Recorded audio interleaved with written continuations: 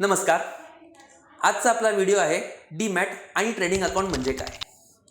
आपल्यापैकी बऱ्याच जणांचा समज असतो की डीमॅट अकाउंट आणि ट्रेडिंग अकाउंट हे एकाच स्वरूपातले आहेत, पण तसं नाही. आज त्याला आपण योग्य पद्धतीने समजून घेऊयात.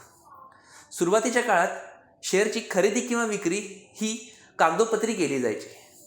त्यानंतर बदलत्या काळात किंवा ऑनलाईन प्रणालीमुळे यालाच बदललं गेलं इलेक्ट्रॉनिक फॉर्मॅटमध्ये. त्यालाच आपण डिमॅटेरियलायझेशन असे बोलतो आणि या डिमॅटेरियलायझेशनवरूनच डीमॅट हा शब्द उदयास आला आहे.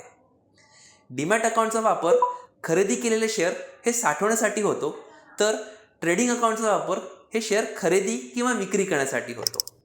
तसेच हे दोन्ही अकाउंट आपण आपल्या ब्रोकरकडूनही उघडू शकतो.